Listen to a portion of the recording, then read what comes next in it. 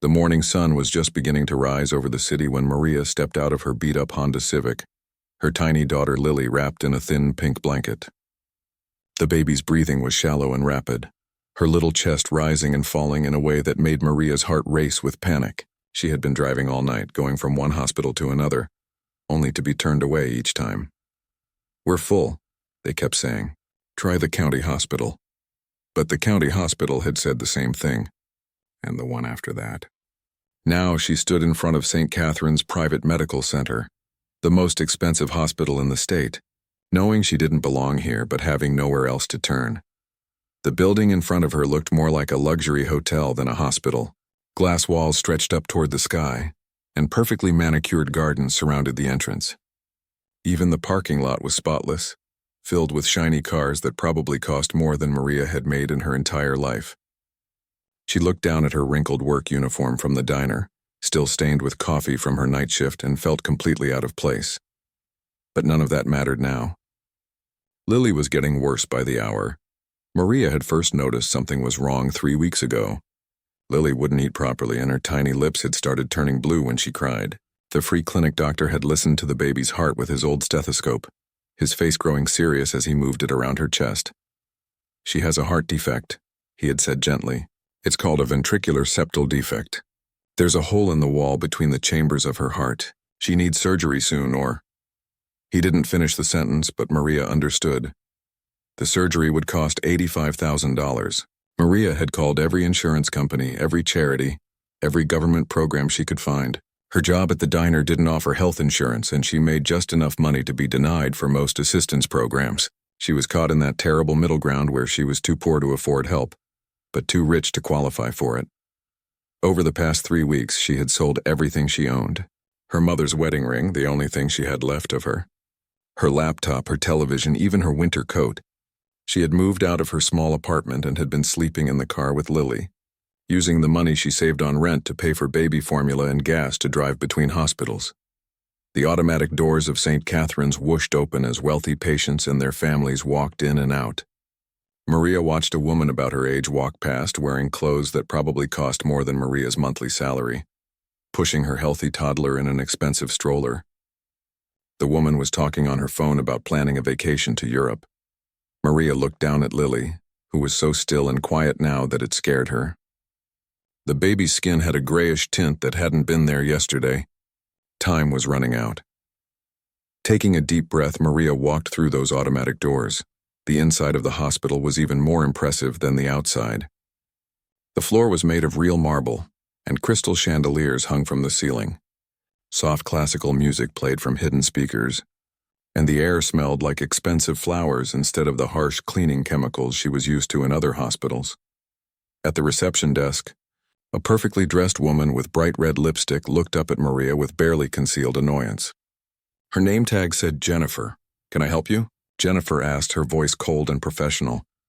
"My baby needs help," Maria said, her voice shaking. "She has a heart problem and she's getting worse. Please, I know this isn't the right place, but everywhere else is full and I don't know where else to go." Jennifer looked Maria up and down, taking in her stained uniform and the old blanket wrapped around the baby. "Do you have insurance?" she asked. "No, but I can pay something. I have $247 in cash and I can get more. I'll work extra shifts, I'll do anything." Jennifer's expression didn't change. "Ma'am, our basic consultation fee is $500. The kind of surgery you're talking about starts at $80,000. This is a private facility. I'm sorry, but you'll need to try the county hospital." "I did try the county hospital." Maria's voice was getting louder now, and other people in the waiting room were starting to stare. "I've tried every hospital in the city. They're all full or they can't help her. Please, just let a doctor look at her. She's dying." "Ma'am, please lower your voice. You're disturbing our other patients." Maria felt tears starting to fall down her cheeks. She looked around the waiting room at all the people who belonged here, who had never had to choose between buying medicine for their child or putting gas in their car. None of them were even looking at her anymore.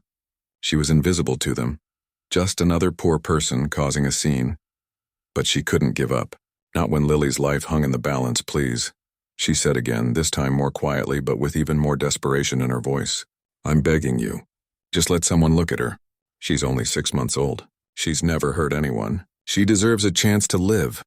Jennifer sighed and picked up her phone. Security? We have a situation at the front desk. Maria's heart sank. They were going to throw her out just like the others had.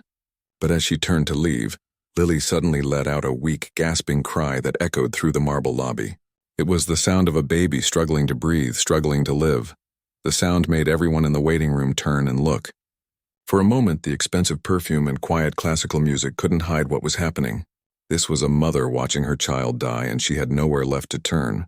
Maria walked back toward the automatic doors, but instead of leaving, she stopped right in the middle of the entrance where everyone could see her. If they were going to ignore her inside, maybe they couldn't ignore her here. Please, she called out to anyone who would listen, her voice carrying across the parking lot. Someone please help my baby. I'll do anything. I'll clean your house, I'll work in your garden, I'll do whatever you need. Just please save her life. Cars drove by, their windows up, air conditioning running. People walked past, focused on their phones or their own problems. But Maria didn't give up. She stood there in the morning sun holding her dying daughter and kept asking for help. Because that's what mothers do. They never stop fighting for their children, even when the whole world seems to be against them. Even when they have nothing left to give but hope and love and a willingness to do whatever it takes.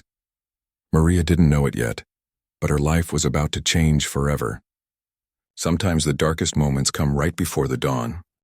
David Chen had just finished what he thought would be a quick visit to see his father in the VIP wing of St. Catherine's Medical Center. The old man was recovering well from his minor procedure, surrounded by the best doctors money could buy.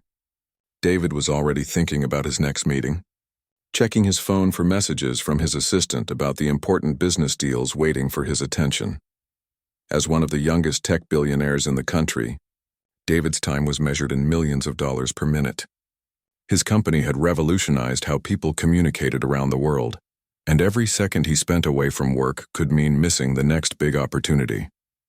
He walked quickly through the marble lobby, his expensive Italian shoes clicking against the polished floor.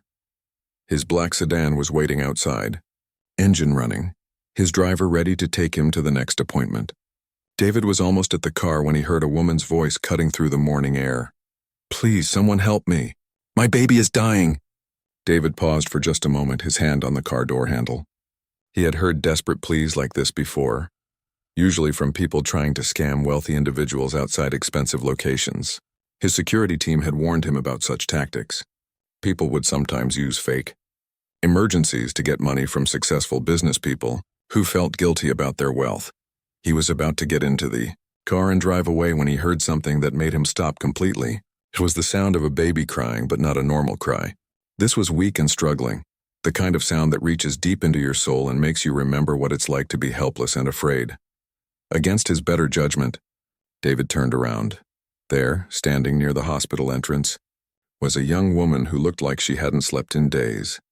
Her dark hair was pulled back in a messy ponytail, and she was wearing what looked like a waitress uniform that had seen better days.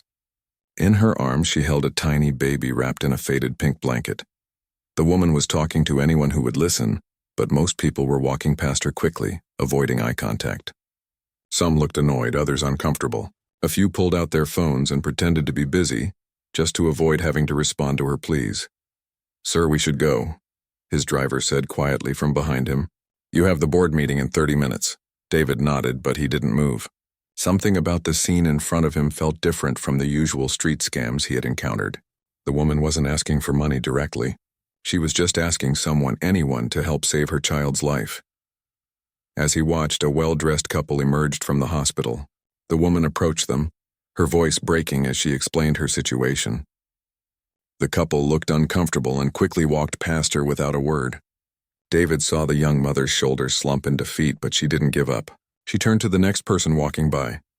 "Please," she called out to an older man in an expensive suit. "I just need someone to listen. My baby has a heart problem, and she's getting worse. I've been to every hospital in the city, but they're all full or they can't help us. I don't have insurance, but I'll find a way to pay. I just need someone to give her a chance." The man didn't even slow down. He walked past her like she didn't exist. David found himself walking closer, drawn by something he couldn't quite explain. As he got nearer, he could see that the baby in the woman's arms was indeed sick. The child's lips had a bluish tint and her breathing was rapid and shallow. This wasn't a scam. This was real. The young mother noticed him approaching and turned toward him with hope in her eyes. "Sir, please, can you help us?" "I know this isn't the right way to do this, but I don't know what else to do. My daughter needs heart surgery, and every hospital I've been to either can't take her or wants money I don't have." David looked into her eyes, and what he saw there hit him like a physical blow. It wasn't the calculating look of someone trying to run a con. It was pure, desperate love mixed with absolute terror. It was the look of a mother who would do anything, sacrifice everything to save her child's life. For a moment, David was transported back 30 years. He remembered being 8 years old, sitting in a hospital in Taiwan, watching his own mother plead with doctors to help his younger sister who had fallen seriously ill. His family had been poor then, and his mother had sold her jewelry, borrowed money from relatives, and worked extra jobs to pay for medical care. He remembered the look in his mother's eyes during those terrible weeks, the same look he was seeing now in this stranger's face. "What's wrong with her?" David asked quietly. The young woman's eyes widened with surprise. Most people had just walked past her, but here was someone actually asking about her daughter's condition. "She has a hole in her heart," the mother explained, her words coming out in a rush. "The doctors call it a septal defect. She's only 6 months old, but she's getting worse every day. She can barely eat now, and sometimes her lips turn blue when she cries. They say she needs surgery within the next few days or—" She couldn't finish the sentence. David looked down at the baby in her arms. The child's eyes were open, and she looked directly at him with that innocent gaze that only babies have. In that moment, he saw his sister's face from all those years ago, small and vulnerable in a hospital bed. "How much does the surgery cost?" he asked.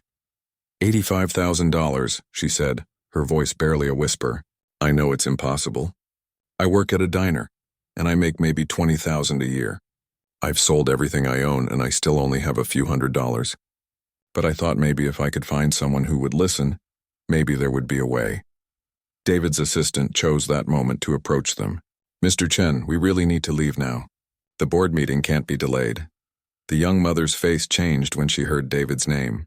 "Chen," she repeated softly. "Are you David Chen?" "From Chen Technologies." David nodded, suddenly feeling exposed. His company was worth billions, and his face had been on magazine covers around the world. He was used to people recognizing him and immediately asking for money or investments. But this woman didn't ask for anything. Instead, she just looked at him with a mixture of hope and disbelief, as if she couldn't believe that someone with the power to actually help her had stopped to listen. "I know who you are," she said quietly. "I read about your company in a magazine at the doctor's office. You started from nothing, didn't you? Your family came here with almost no money, and you built everything yourself." David was surprised. Most people knew about his wealth, but few knew about his background. "Yes," he said simply. "Then you understand," she said, and her voice was steady now, no longer pleading but simply stating a truth. "You understand what it's like to need help and not know where to find it. You understand what it's like to love someone so much that you'd do anything to save them." David looked into her eyes again, and this time he saw something else there along with the desperation and love. He saw strength. This woman had been fighting for weeks to save her daughter's life. She had sold everything, slept in her car, been rejected by countless hospitals and officials, and still she hadn't given up. She was still here, still fighting, still believing that somewhere in the world there was someone who would help. His assistant cleared his throat impatiently, but David barely heard him. He was thinking about his mother, about his sister who had recovered and grown up to become a doctor herself, about all the opportunities his success had given him to make a difference in the world. He was thinking about what his mother would do if she were standing here right now, faced with another mother's desperate need. The baby made a soft sound, and both David and her mother looked down at her. The child's eyes were growing heavy, and her breathing seemed more labored than it had been just moments before. Time was running out, and David Chen had a decision to make that would change all of their lives forever. David had told Maria to wait in the hospital's family waiting area while he made some phone calls. He said he wanted to help, but he needed to understand the situation better first. Maria had nodded gratefully, too exhausted and desperate to question his motives. She just held Lily close and prayed that this wealthy stranger wouldn't change his mind and walk away like everyone else had. But David's reasons for stepping away weren't what Maria might have expected. He wasn't having second thoughts about helping. Instead, he was being careful. Very careful. 3 years ago, David had been approached by a woman outside another hospital with a similar story. Her child needed expensive surgery. She had no money and she was desperate for help. David's heart had gone out to her, and he had immediately written a check for $50,000. 2 weeks later, his security team discovered that the woman was part of an organized scam targeting wealthy individuals. The child wasn't even hers and the medical documents had been fake. Since then, David had learned to trust but verify. His success in business came from making smart decisions based on facts, not emotions.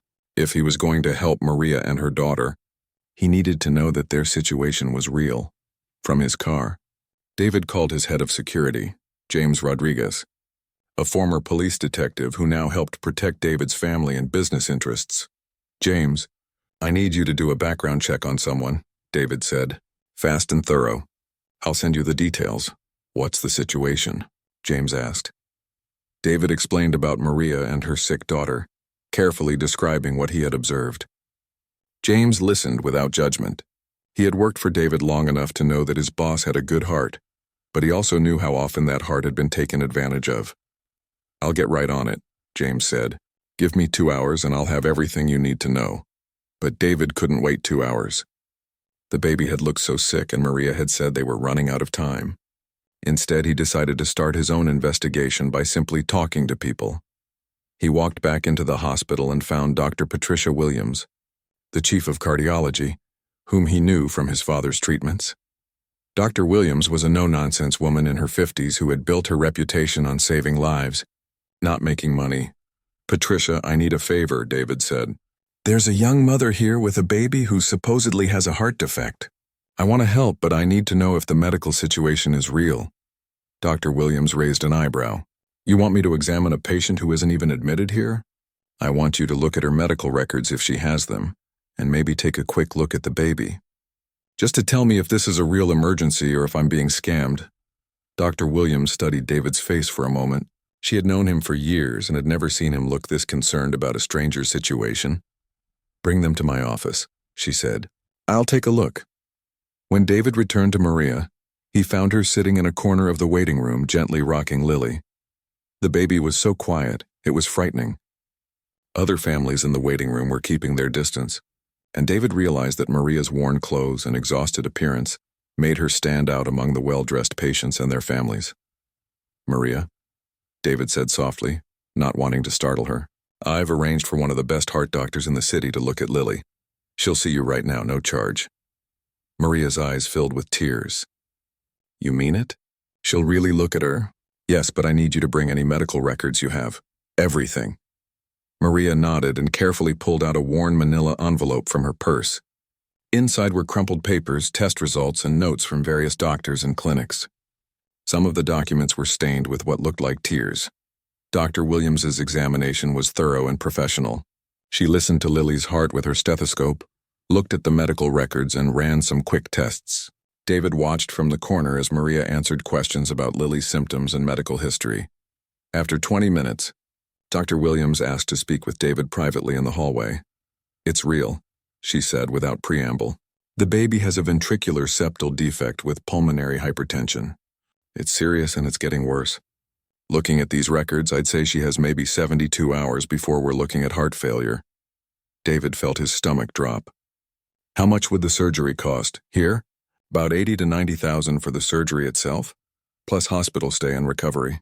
But David, this isn't just about money. We'd need to get her on the surgery schedule immediately. I'm talking about tonight or tomorrow morning at the latest. Can you do it?" Dr. Williams nodded. "I can do it, but I'll need authorization for the expenses." "You have it," David said without hesitation. "Do whatever she needs." While Dr. Williams began making arrangements for Lily's emergency surgery, David's phone rang. It was James with the background check results.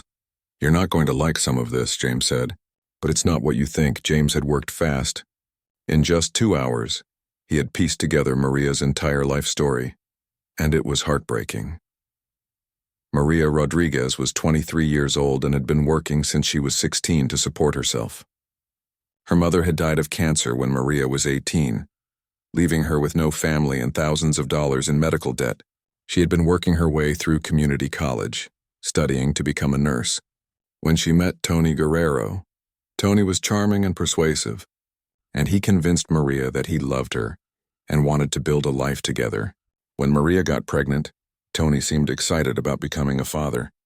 But when the doctors discovered that the baby had a heart defect, Tony changed completely. He told her the baby would be too expensive and too much trouble, James reported. He said he didn't sign up to raise a sick kid. He left when Maria was 8 months pregnant and hasn't been seen since. After Lily was born, Maria's life became a constant struggle. She was working 3 jobs: breakfast shift at Danny's Diner, afternoon shifts cleaning office buildings, and weekend shifts at a grocery store. Even working 60 hours a week, she barely made enough to pay for rent, food, and basic baby supplies. When Lily got sick, Maria had tried everything. She had applied for every charity program she could find. She had called churches, community organizations, and government agencies. She had even tried crowdfunding online, but without a large social network, she had only raised a few $100s. Here's the part that will really get to you, James continued. She sold her mother's engagement ring last week. It was the only thing of value she had left from her family. She got $300 for it and used the money to pay for gas to drive between hospitals. James had also verified Maria's current living situation, which was worse than David had imagined. For the past month, Maria and Lily had been sleeping in Maria's 15-year-old Honda Civic. She had been parking in different hospital parking lots each night, hoping to be close to help if Lily's condition worsened. She's been using the bathroom at gas stations and getting water from public fountains, James said. She's been feeding the baby, but the receipts we found show she's barely eating herself. David, this woman has given up everything for her child. But James had saved the most important information for last. He had also contacted Maria's previous employers and people who knew her from her neighborhood. Everyone says the same thing about her, James said. She's honest, hardworking, and completely devoted to that baby. Her old boss at the diner said she never missed a shift, even when she was sick.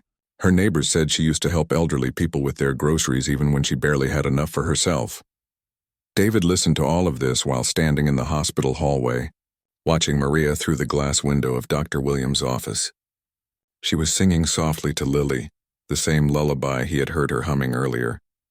Even facing the worst situation a parent could imagine, she was still trying to comfort her child. "There's one more thing," James said. "I talked to the doctor at the free clinic where she first took the baby. He said Maria asked him not about payment plans or charity programs. She asked him how much time Lily had and what she could do to keep her comfortable if they couldn't afford the surgery. This isn't a woman looking for a handout. This is a mother preparing to watch her child die because she can't save her." David ended the call and stood in the hallway for a long moment, processing everything he had learned. James's investigation had confirmed what David's heart had already told him when he looked into Maria's eyes.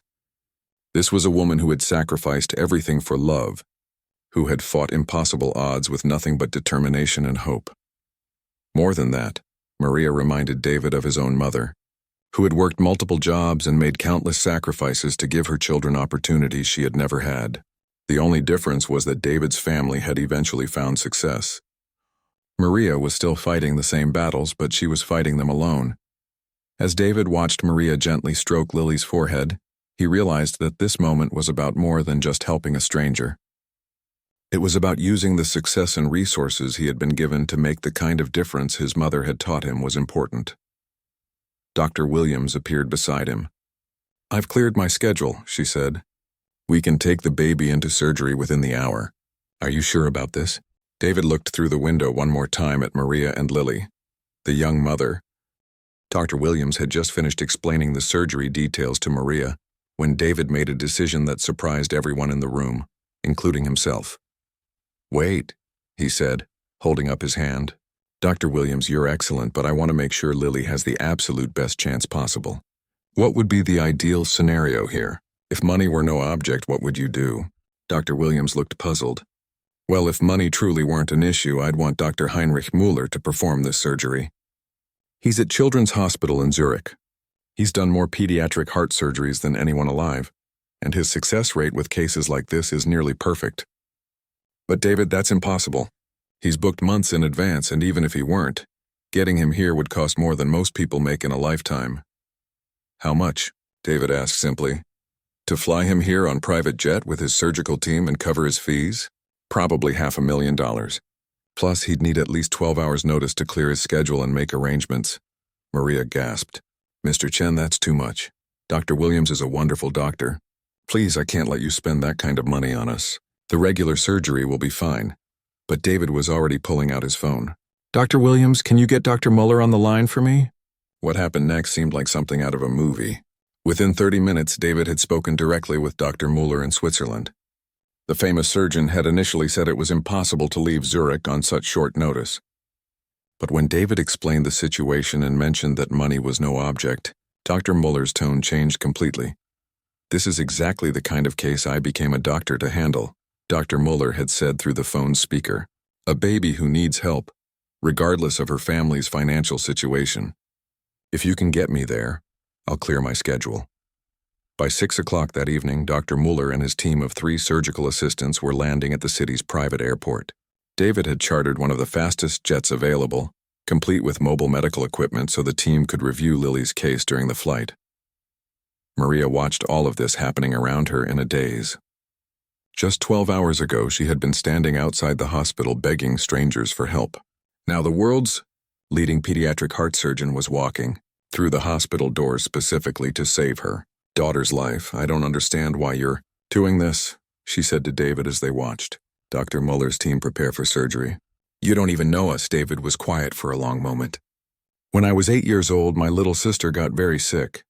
My mother worked 3 jobs trying to pay for her medical care. I remember watching my mother cry in hospital waiting rooms, not knowing if we'd be able to afford the treatment that might save my sister's life.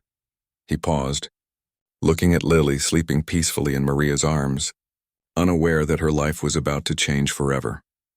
A stranger helped us then, David continued.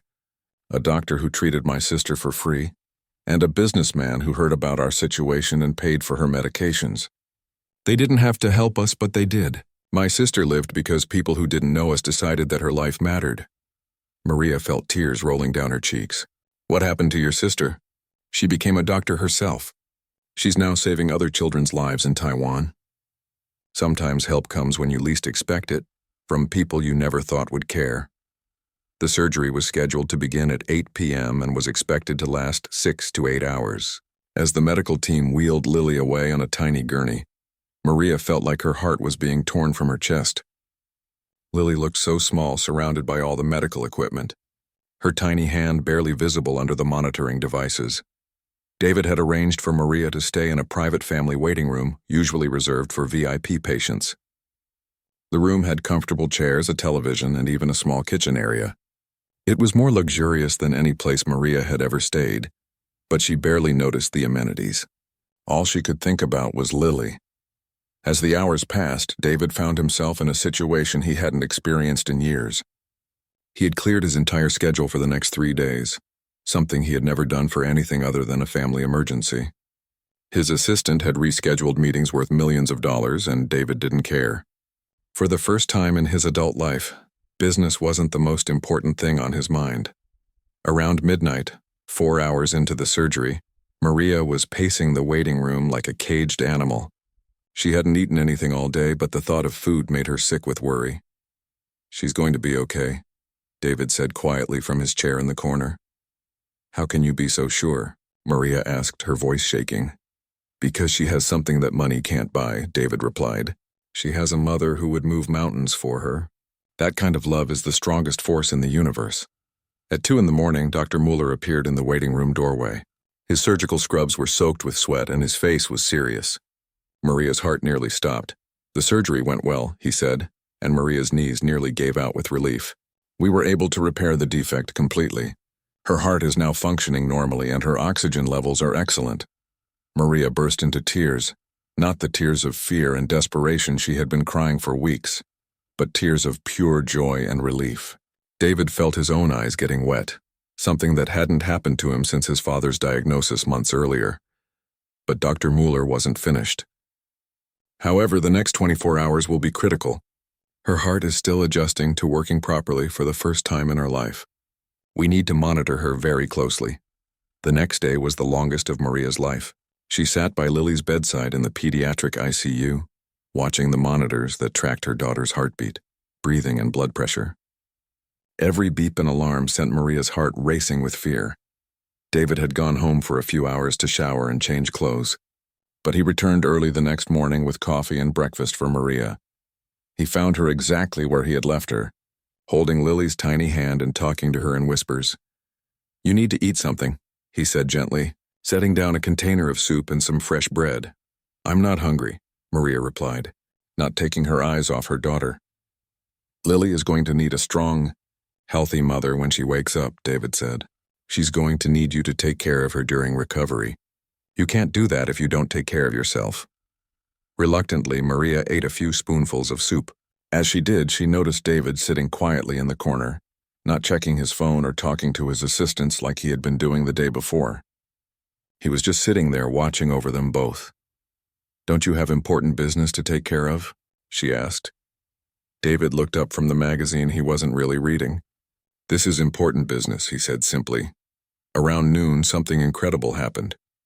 Lily opened her eyes and looked directly at her mother. Her color was better than Maria had seen in months, and when she made a small sound, it was stronger and clearer than her cries had been in weeks. "Hello, baby girl," Maria whispered, touching Lily's cheek gently. "Mommy's here.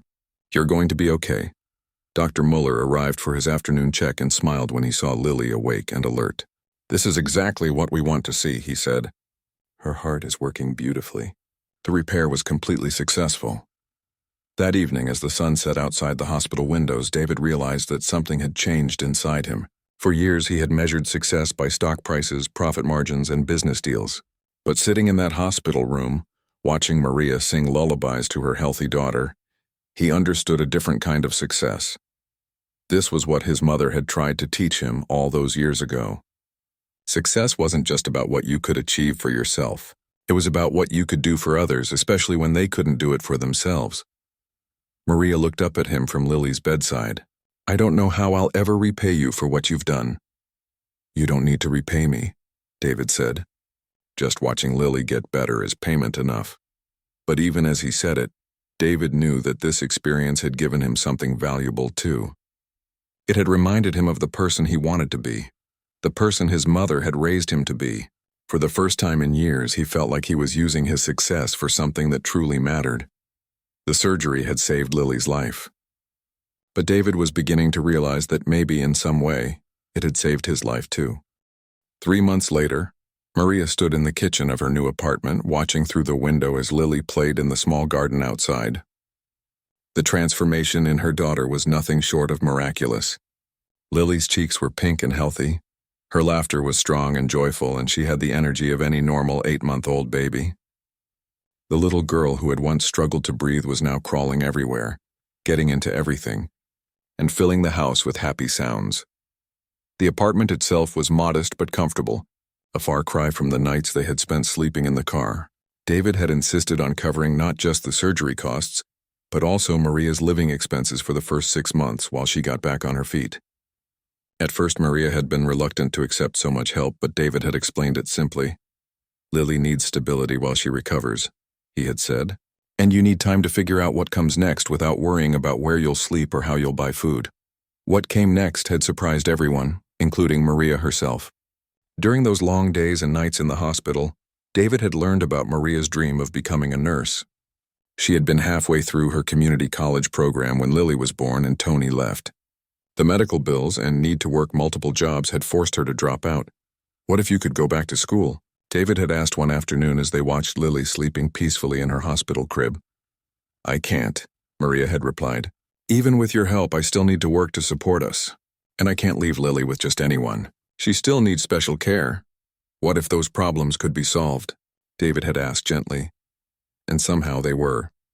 David had connected Maria with a nursing program that offered evening and weekend classes, perfect for working mothers. He had also helped her find a job at his company's medical clinic, where she could work flexible hours and bring Lily when necessary. The clinic needed someone to help coordinate patient care, and Maria's natural compassion and growing medical knowledge made her perfect for the role. But the most surprising change wasn't in Maria's circumstances. It was in David himself. Before meeting Maria and Lily, David's life had been consumed by work. 18-hour days were normal, and weekends were just another opportunity to get ahead of the competition. He measured his worth by his company's stock price and celebrated success with expensive dinners eaten alone while reviewing business reports. Now, 3 months later, David's schedule looked completely different. He still worked hard and made important decisions, but he had learned to delegate more and trust his team. He left the office by 6 p.m. most days, and he had discovered the simple pleasure of spending time with people who cared about him as a person, not as a business opportunity. Every Tuesday evening, David came to Maria's apartment for dinner.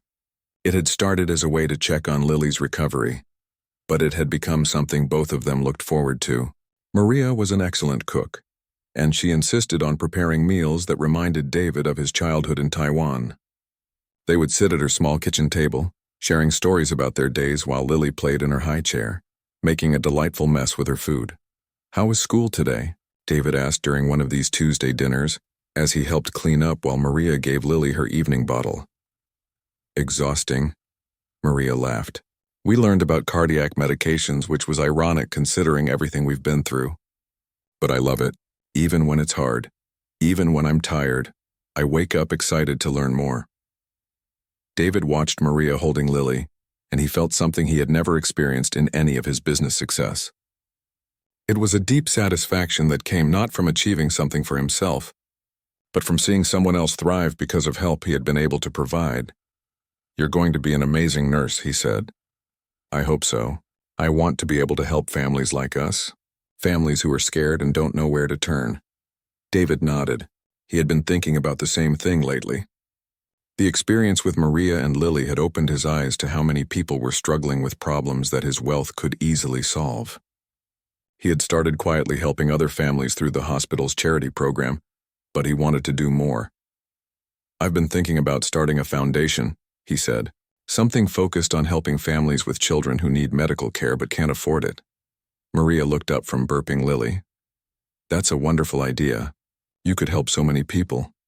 "I was hoping you might help me plan it," David said. "You understand what families go through in these situations better than anyone." Maria was quiet for a moment, considering. "I'd like that," she said finally. "I'd like to help other mothers who are going through what I went through." As the weeks passed, David found himself spending more and more time at Maria's apartment. He helped her study for her nursing exams, played with Lily while Maria cooked dinner, and even learned to change diapers, something his assistant had found absolutely hilarious. One evening in late spring, David arrived for their usual Tuesday dinner to find Maria sitting on her small couch looking troubled. "What's wrong?" he asked immediately. "It's nothing serious," Maria said quickly. "It's just, Tony called today." David felt his jaw tighten. Tony was Lily's biological father, the man who had abandoned them when he learned about Lily's heart condition. What did he want? He heard about the surgery somehow. He wants to see Lily. He says he's changed and that he wants to be part of her life now that she's healthy. David sat down next to Maria, careful not to sit too close. Their friendship had grown deeper over the months, but he had been careful not to push for anything romantic. Maria had been through enough without pressure from him. "What do you want to do?" he asked. "I don't know," Maria admitted.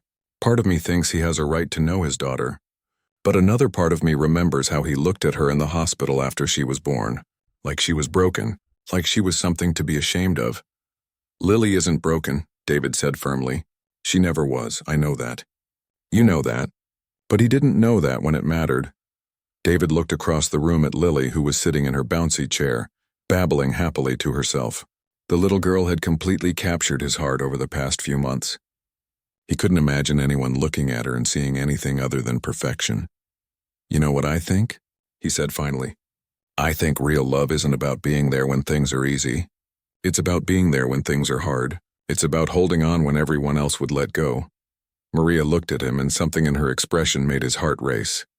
"Is that what you've been doing?" she asked quietly. "Holding on when things were hard? I've been doing what anyone would do for someone they care about," David replied. "No," Maria said, shaking her head. "Most people walked past me that day at the hospital. Most people would have written a check and moved on. But you didn't, you stayed. You've been here for every doctor's appointment, every milestone, every Tuesday dinner. Why?" David looked into her eyes. The same eyes that had stopped him in his tracks that day outside the hospital. But now, instead of desperation and fear, he saw something else. He saw trust and gratitude and maybe something deeper. Because somewhere along the way, helping your family stopped feeling like charity and started feeling like coming home, he said. Maria was quiet for a long moment. Then she reached over and took his hand. Tony can see Lily if he wants to, she said. But he needs to understand that we're not the same people we were when he left. We're stronger now. We're a family, even if it's not the family anyone expected. David squeezed her hand gently. What kind of family? Maria smiled. The same smile that had convinced him to help a desperate stranger 6 months ago. But now it was the smile of someone who had found hope again. Someone who had learned that sometimes the best things in life come from the most unexpected places. The kind of family that shows up for each other, she said. The kind that doesn't give up when things get difficult. The kind that understands that love isn't about what you can get from someone, but about what you're willing to give. As if on cue, Lily let out a delighted squeal from her bouncy chair. Both David and Maria laughed, and David realized that this moment, sitting in a modest apartment with a woman and child who had started as strangers, felt more like success than any business deal he had ever closed. 6 months ago, he had thought he understood what it meant to have everything. Now he knew that everything wasn't about what you owned or what you had achieved. It was about having people in your life who loved you not for what you could give them, but for who you were when you chose to give anyway. Sometimes the greatest wealth comes not from what we accumulate, but from what we're willing to share. And sometimes, when we think we're saving someone else, we discover that we're the ones being saved.